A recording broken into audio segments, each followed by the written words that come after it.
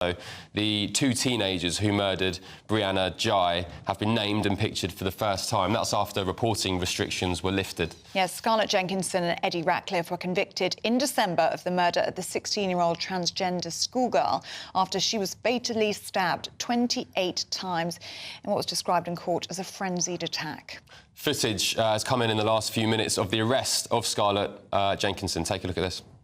Scarlett, this is what I've got to say. Yeah. At this moment, because the information I have received, you are under arrest on suspicion of murder. Obviously, you are under caution, so anything you say is getting recorded. Okay. With me being suspect is because I was the last person seen her. How come I'm a suspect? Pardon? How come I'm a suspect? How come you're a suspect? Because I'm the last person that's seen her, is it? I don't know. All the information I've received is you are a suspect. Okay. For the murder. Yeah.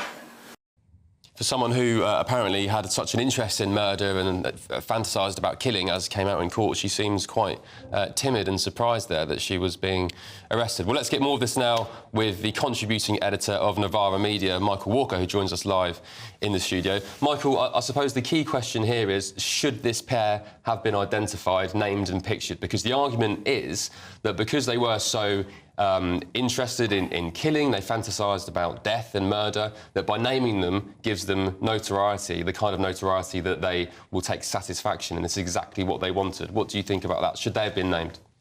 I suppose we could give judges sort of leeway to say they want notoriety, so let's keep it a secret. I mean, as far as I understand, sort of the way the law works is presumably the reason it was sort of kept under wraps for a long time is because they're young.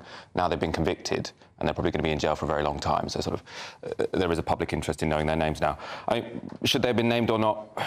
In a way, neither here nor there, to some degree.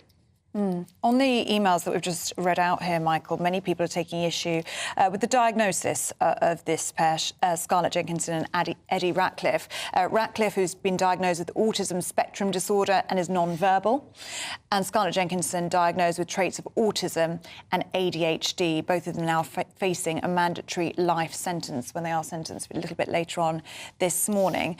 Does that change things for you, those diagnoses? No, I suppose this comes up in so many issues where I feel like people think to explain what's happened is to somehow justify it. Now, I think sort of this context is probably somewhat useful. You know, criminologists like to understand why do people go on to commit crime, because that means you can prevent it in the future. So sort of having this added context was obviously relevant for the judge to have.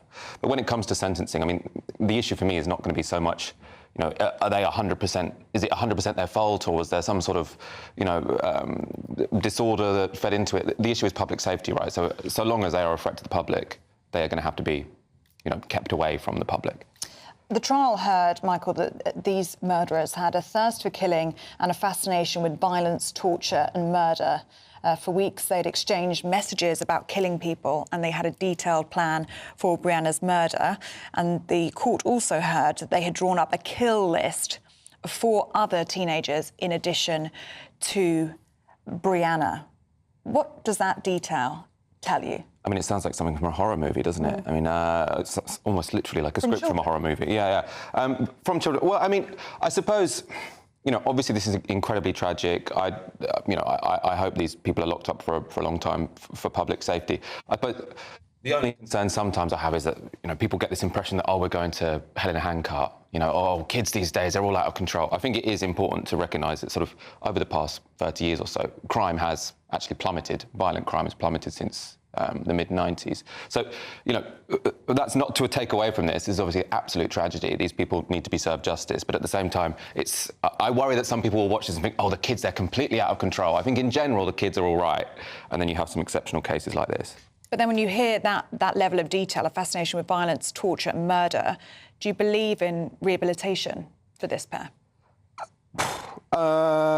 Probably unlikely. I mean, I suppose they assess that as time goes on, don't they? You can't really predict the future. But I wouldn't presume that so long as these people are taught that killing people is bad, they will learn it, you know, and that will suddenly that will change their character. So, yeah, I mean, these people could be lost causes. Can I ask you a question I asked Matthew Stadlen a bit earlier? Do you think people are born evil, or are they products of their environment, or is it a bit of both?